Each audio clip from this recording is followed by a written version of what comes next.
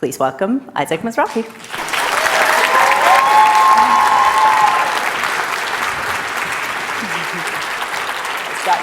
Thank you, Sarah. Thank you. So happy to be here. Hi, everybody.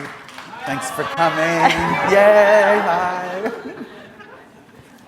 People in the house. So Everybody's glad. So you caught the fashion bug early. Can you tell us a little about that? Yeah. Well, I had a very challenging early life. I was born into this family that was from a really traditional setting in Brooklyn, which was this Orthodox Sephardic Jewish scene. And I went to an Orthodox Ashkenazic yeshiva. And I was, the thing that the pole thing that everyone's saying, I was like, I stuck out like a chubby gay thumb, if you will.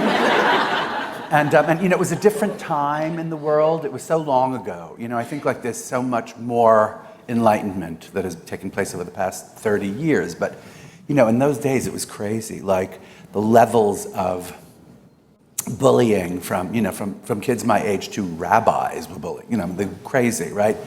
And so my escape was this whole idea of creating things, making things, and doing female impersonations, really inappropriate female impersonations, at shul and at Talmud class, and people didn't even know who Dionne Warwick was, but they liked the impressions.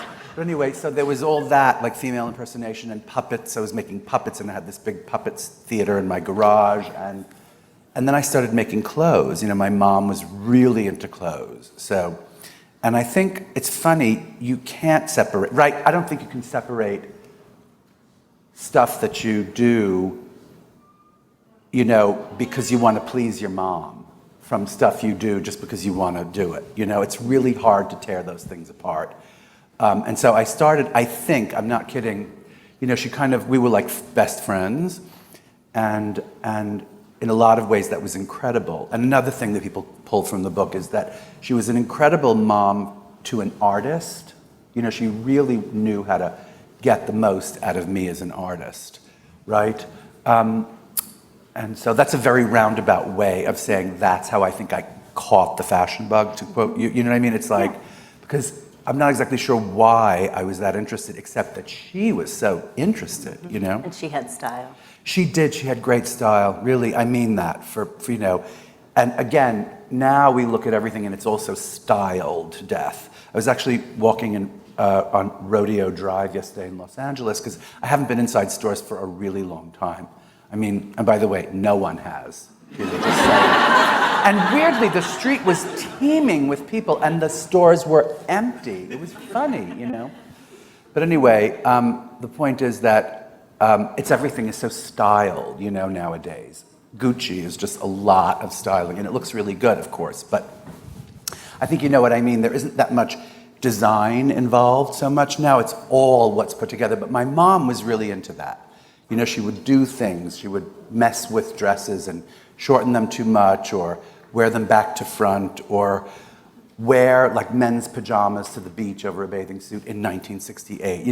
Not that we do that now, but not in those days. But she did, so I was well exposed to that sort of thing early on. And she really kind of let you do you, right? She bought you your first Barbie to the extent she could in that situation. Yeah, I talk about this a lot. I talk about, the idea of what it was like parenting in those days. We were just talking about this a minute ago, about what it's like parenting now. Mm-hmm.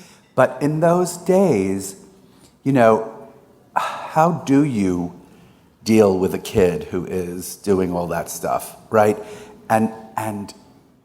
But what was good about them, and my mother especially, is they didn't exactly encourage it, but they didn't discourage it, So that's good for them. In those times, that would be really a big leap forward, Mm-hmm. Yes. Do you think things have changed in your community from that growing up? I'm not sure, because at my soonest opportunity, I fled. Right. I check in every once in a while, and here and there, I hear that it's not as, it's not as narrow. But then, I swear to God, I was listening to Fresh Air, that fantastic show with Terry Gross. And there was that wonderful Jonathan Groff, the actor, who's so cute. By the way, give him my number, right? But anyway, he was going on. He's like 20 years younger than me, and he was going on about how difficult it was for him to come out, And in the industry, he was in that play called Spring Awakening. I don't know why I'm doing a talk about Jonathan Groff suddenly, but I am. I'm sure he To appreciates answer it. your question, yeah, I think it's still difficult for gay people or something, but and by the way, I do want to go on record about this because I talk a lot in the book about bullying and about being in the wrong situation and being really depressed in my early life, right? But I do want to go on record, I was very resilient, luckily. I was, I took it as a kind of like a challenge, like, oh yeah, and I liked a good fight, and I encourage that sort of thing, but there are those who aren't so resilient, and I really feel bad for them, and I want to, I just want us to think about that and try to help people as much as possible. And I do hope that people read the book and understand that,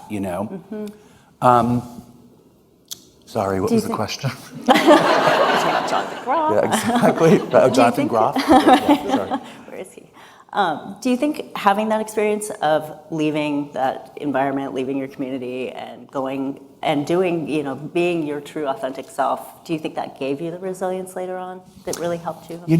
I am so glad you asked because I think, yes, I think what it did was it taught me optimism. And I think about the book now, and if I were to retitle it, I would call it Learning Optimism, And in a lot of ways, teaching yourself optimism, just when you think you can't go on, you go, no, I'm going to just take this little effort and pull myself away slightly. And, I find that, who here has dogs? Does everybody have a dog here? Oh.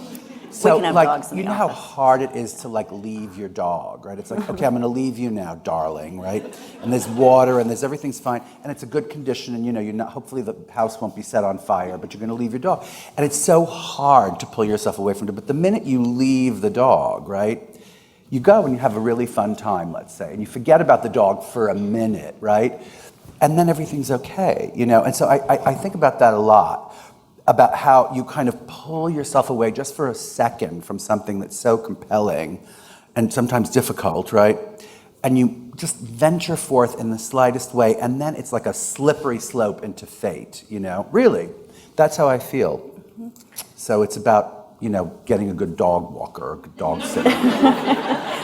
Or you come work at Amazon, we can bring dogs to the Right, office. you can bring dogs? Yeah. What? I'm suing my employer, who is me. I'm going to just sue my damn self. Wow. It's kind of good. Makes the day nice. It makes a great difference. Wow. It does. So was the fate slide into showbiz for you, doing Yeah. That's like, the book goes in chapters, and it's sort of chronological in a way. It goes back and forth here and there, but really it is told in order. And the last chapter of my book was a very involved, yet I hope beautifully edited, version, of a description of me getting ready to perform at the Carlisle for the first time, which was like a kind of a big deal for me. And it's sort of the next chapter in my book. And I keep saying this, I say that writing the memoir was great because, I started and it became this crazy obsession. And then once I had it in a PDF on my computer and it was mostly copy edited and mostly vetted by lawyers and everything, I felt like, okay, my story has been told in this very objective, for me anyway, I really took out whatever anger I could possibly take out. I took out whatever rancor I could take out, and here's my story. And if you don't like it, screw you. Anybody who's reading it, like my relatives or people who didn't make my life so easy, etc. But I thought I took out all that anger. Of course, I say screw you. I didn't mean to be profane in Amazon. But anyway. But so now that the past is parceled in this lovely package with a bow, I feel like, I can move on in the future without thinking so much about it. And my future feels like it is going to be much more about performing because I started doing that in the shadows. Again, the female impersonation. And there's a really good description of it in the book when I'm like, I think like 9 or 10, and I see my father, like there's a crowd at the beach club, and I'm doing Streisand, my big number, you know. And I catch him, and somehow I go, and I don't stop, by the way, which is, you know, right? Keep at it. Anyway, and I see him peel away, and it's this horrible thing, and then we never discuss it, right? And so in the shadowy kind of beginnings that way, right? And then even through my whole career as a fashion designer, I was always doing these gigs at little clubs in New York City, like 88's, and then Joe's Pub, and then West Bank, and finally the Carlisle, right? And it feels like that's what I want to do for the rest of my life, is just do that. And I collect it now. I collect stories that I want to tell, and I collect songs that I want to do. And I've been working with the same band, you know, for 20 years. So that's a crazy thing to think. And I was working with others before that, of course, right, accompanists. And so it's so funny how that was like in the shadows, and now it's kind of coming to the fore. And you've spent so much time with people like Liza Minnelli, and That's right. That's right. Time, like, so who's who in that? Wow. And Liza used to come see me sometimes. You know, she came see me once at 88's, which is this little tiny gay club in the city, and there's a cabaret of maybe 6 people upstairs. Right? You have literally an audience of 24 people in this room. And she came, and of course, no one watched me that night. You know? They were all too busy watching her watching me. But anyway, she loved it. You know, she loved my show. And that was 10 years ago, 15 years ago. You have gotten to work with and just be friends with and do things with so many incredible people. That was lucky. That was lucky. And I think that's the best part of everything in life, right, is the opportunity to meet and be friends with people, whether they are, you know, famous, unbelievable people like Liza or something, or just, you know, I remember like in high school meeting my tribe, you know, going from this yeshiva, which was absolutely the wrong place, you know, and living through that, sweating through those 8 years, you know, and then, again, speaking of learning optimism, I had this wonderful teacher who was like, yeah, maybe you should give this a thought. Maybe you shouldn't go to yeshiva, right? And she recommended the High School of Performing Arts, which, you know, and at that time, the Fame School, basically, right, on 46th Street. And so she helped me prepare, and she helped me audition, and she helped me convince my parents to let me go to that school, which was a very big hurdle for them to leap, you know? And so, speaking of learning optimism, you go from this crazy, it was like whiplash, you know, like the most terrifying conservative place to this insane, liberal, fabulous performing arts school, you know? Felt like home. Huh? Did it feel like home when It you got felt, there? I mean, after about a year, I mean, because it was like culture shock, you know, and a lot of guilt about, you know, stuff. Just eating bacon, it was like, oh, guilt, right? Boys in dance belts, oh, guilt, right? You know, sorry, but it took me a good long, but then I got really into boys in dance belts and bacon. So, yeah, sorry. So yes, to that extent, you could say I found my métier, my tribe. Yeah, exactly. Sorry, but You talked about getting to meet and work with Richard Avedon and the great one. The great Audrey Hepburn, Yes. yeah. That was one day, but it was just such a memorable day. And you know, someone recently sent me something on Instagram, which was this long, you know, that television thing on the side that is longer than your average Instagram post. And it was this really long thing of Audrey Hepburn speaking all these different languages. Has anyone seen that yet? Mm-mm. Oh, Google it when you get home. It's Audrey Hepburn speaking 5 different languages. And just, what a lesson in how to look. I mean, she just was so plain. It was just so pared down. And it's a white shirt and a tank top and some white pants and like, you know, or just a little black dress. I mean, it's so inspiring in that way. Sorry, I don't know why I went off, but she was a great, like growing up, I sort of looked at all those movies so intensely, as I'm sure so many of you have, right? And then getting to work with her that day, it was some like manifested miracle, you know? Mm-hmm. Is there anyone that you haven't worked with that you'd like to? sure, but I can't think of one that I can off the top of my head say, That's pretty great. I know. And also, in a meaningful way. I'd like to work with people in meaningful ways, not necessarily just to make clothes with them, but to work with them in a meaningful way. That's what I mean. Now I'd like to probably do a duet with Lady Gaga as opposed to make her a dress. Because how many dresses does she really need? She goes through a lot of clothes, right? She does. Yeah. That's for sure. So speaking of making clothes and being with other different ways of design, Project Runway, All Stars. Yeah, which isn't mentioned in the book, right? I know. Yeah, why I don't know why. Not mention it?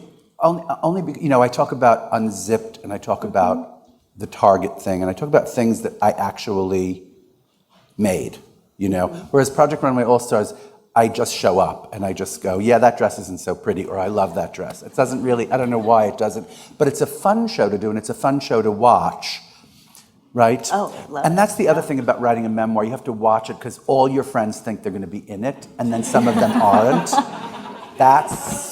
And you wonder, you go like, I wonder why that friend, she's so smart, I thought she was going to love it, and she sort of likes it, and you're like, oh, right, because I forgot to mention her in it. Yeah. Do you ever see designers that remind you of yourself as a young designer? No. I swear to you. Not yet? No. If I did, I would, I mean it. Because here's the other thing about that, right? And the culture that we live in and shows that we watch, which we're all obsessed with. So, no one is not guilty of this. But, for instance, all those wonderful food competition shows and any kind of those competitions where you're supposed to make something in under, 40 minutes. I think we have to stop encouraging that. I really mean it. That's my thing about Project Runway. It's like, make a sleeve and, make a muslin for a sleeve in 40 minutes. You know what I mean?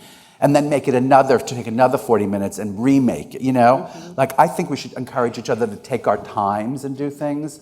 And I don't know about you, but I think dinner is the best part of the day. And I want that to take 3 hours. Right. And at least a full bottle of wine, right? At least. If it takes that short to make dinner, that means you don't have time enough to drink a lot of wine, right?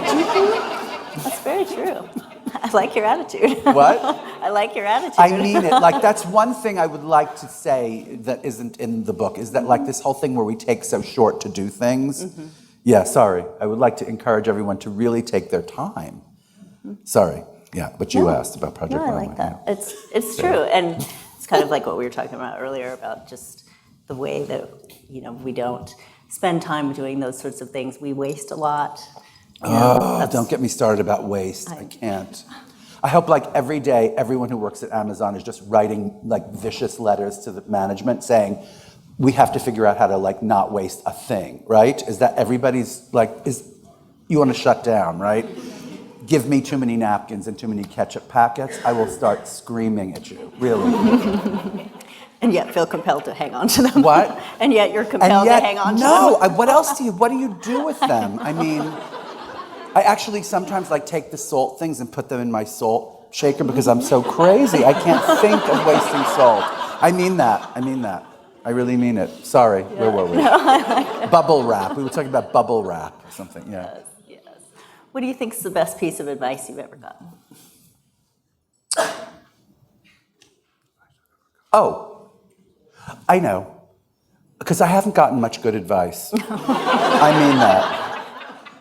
And I have to say, that's the best answer because there is no such thing as good advice. Because people give you advice, people think they're telling you what they wish they had heard, but everybody's story is so different. So don't listen. Here's a good piece of advice. Don't listen to any advice, okay?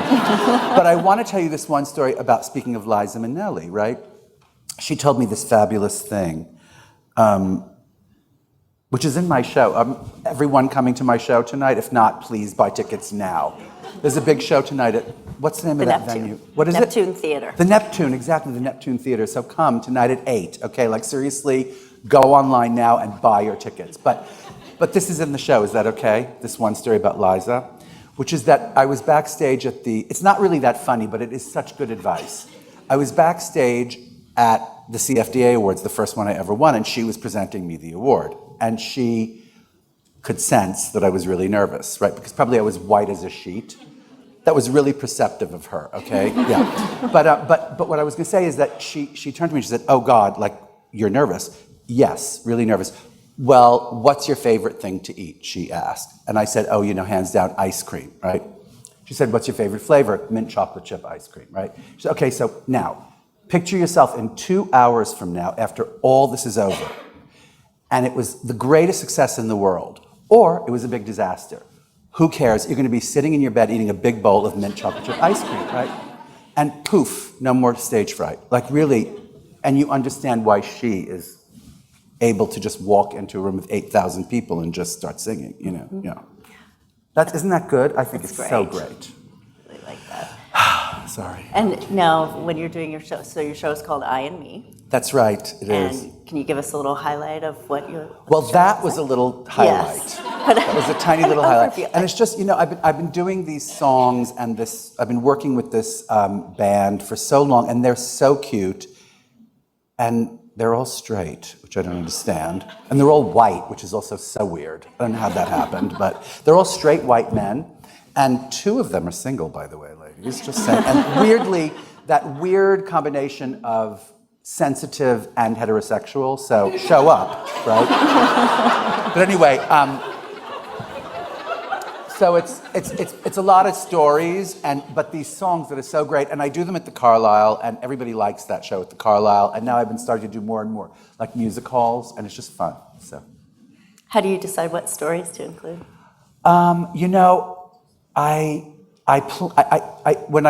When I was doing like couture collections, I was constantly like sort of collecting ideas in a sketchbook, right? And I still sometimes do, because I do run a big design firm, so I still collect those thoughts, and it's second nature, But since I started doing these cabaret things regularly, which means every year I sort of come up with a new show for the Carlisle, and then we take it out, right? But I now collect these crazy stories, and I think, oh, I have to tell that story, right? Something pops into my brain, and I bet you, does everybody email themselves a lot so you won't forget stuff, right? So I have like long emails of just stories, and then I write these really long monologues, and they somehow fit with songs in this sick way, right? And then, of course, I show up to the gig and I don't do anything. I just talk about the exact opposite of what I wrote for 10 days, yeah. So it's a lot just happens at the venue, which is a fun thing with the audience. So, Do you think I'll say planning for your shows, for the cabaret shows, kind of helped you get ready for your book and kind of prepare? Absolutely, Like you used your stories. For sure, stories are stories, and but that's the weird thing about having done the Audible recording, because I also did the Audible recording of my book. And, I didn't like the experience of doing it. I like the result. I like that I actually have the for posterity, the sort of document of me reading my own book. But doing it was difficult because I didn't want to define everything with intonation. I didn't want it to be, I didn't write it to be performed. I wrote it to be read on the page, and where like you can sort of read like Fitzgerald aloud, and it actually comes alive when you read it aloud. Fitzgerald is, I think, meant to be read aloud. But then, there are some books like that just defy reading aloud. Not that this is one of them, but I didn't want to be the one to decide that this was going to be the thing to be read aloud. Except, Jeremy Irons wasn't available to do the reading, so I had to read it aloud. You know what I mean, right? Like I decided, okay, well, if someone's going to read it, I'm going to read it. And then I was in the middle of it going, oh no, I have to actually, do a voice here or something. No, I can't do a voice. I will not do voices, but anyway. When you were reading it, did you have any moments that kind of choked you up, or some unexpected kind of emotion? So many, I can't tell you. Thank you to this wonderful sound producer called Maddie, who was like, okay, breathe, It was really funny. Take a breath. Let's take a break. Well, I have to ask you at least one sort of style question. So you say in the book that dressy flats are going to be the next big thing. I do. Well, I mean, that was 5 years ago when I wrote them, yeah. Or that particular scene, which was like probably 3 years ago. But I like flats. I mean, I like high heels too, but I feel like they're losing their irony because everybody's wearing them so much. And I fear for like girls' backs, you know, like, or boys' backs, or whoever's wearing high heels. You have to be careful with. I'm not kidding. Safety first, everybody. Health issues first. And so I go like, you know what? What's wrong with a good dressy flat? I love a good dressy flat. Anything else you think? Any other fashion predictions? Fashion predictions. No, I can't think of anything. No. We got what we got. No, because you know what? I think I know what's happening, and then I go take a walk on Rodeo Drive, and I want to kill myself. You know? I mean it. I mean that. It's true. That was shade. Yeah. That was a little shady. Sorry about that. We're from Seattle. Feel free. Okay, yeah, exactly. So you are kind of a workaholic. You're still doing all of this design work. You've got your show. You just wrote a book. How do you? Well, you know, I don't call it workaholism, even though it probably is, right? Like if I drank as much as I worked, I would be an alcoholic. You know? But I just look at it as like sort of the one thing that I really adore to do that you can't stop me from doing, right? It's the one thing, aside from my husband and my dogs, which is a big surprise. That's a very big surprise in my life. I never thought that would ever happen, you know? And it did. It happened late. It happened when I was 39. I met him, and then it wasn't until 5 years later that we actually got it together. And then we got married in 2011 when it became, you know, legal to do so. Even though I'm not sure why I did it.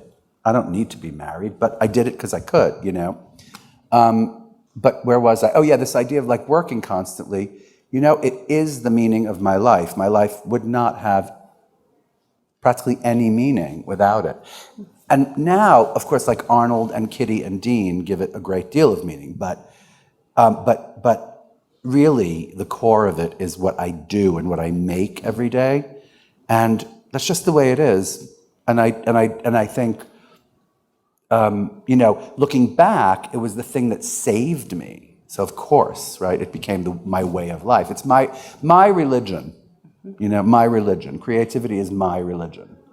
Why did you think you would never get married, have dogs, family, husband? Well, for a few reasons. Because A, I never had the time to devote to, you know, right? And I'm not exactly sure how I do have the time now, and how I had the time for the past sort of 10 years to make it. But it just worked out. And also, right, like how anybody deals with, you know, having art as the center of your life. Forget about how you deal with it. How does the other person deal with it, you know? Right. And the answer to that with Arnold is that he doesn't care, you know, and he doesn't feel that it is a struggle. You know, it's like the movie The Red Shoes. You all know that movie, The Red Shoes, about the ballerina who can't decide between her husband and the ballet, and she ends up killing herself, right? I'm not going to kill myself, you know? I'm not. And he's not going to kill himself, and I don't really believe in those, even though it's my favorite movie of all time, by the way, right? But I don't really believe in that kind of black and white thinking where it's like either your husband or your career, right? That's bullshit. And that's part of the women's thing, right? Like the women are getting, finally, what's the word? The opportunity to make those decisions and not have black and white thinking, right? Mm-hmm. Finally. Yeah, sorry. Do it all. Well, I have time to ask one more question before we open it up to everybody else. So we've gone this far in your memoir and with what you're doing now. What do you see for your next chapter? Well, you know, I see my next chapter as being a really performative one, like a lot of performing and a lot of writing for shows and things. I feel like I have many, many more projects in show business, you know, than I do in fashion, even though, of course, fashion is like, again, it's like cooking dinner or something. I just do it because it happens. And also, by the way, this many years later, I have a lot of great people that I work with, you know, so I kind of rely on them a lot for that part of it, right? I also have a lot of new friends in my show business life. You know, I have a wonderful new manager and I have a wonderful new road manager, etc. So it's fun. I mean, that's really fun. That's what I want to do. That's where I see myself going. First half fashion, second half show business. Maybe, exactly, right? I like it. Yeah, I refer to myself as Liza with a penis. As opposed to Liza with a Z. Yeah, exactly, sorry. Thank you. Well, it has been such a pleasure having you today. Oh, my pleasure. Thank you so all. much. Come to my show tonight.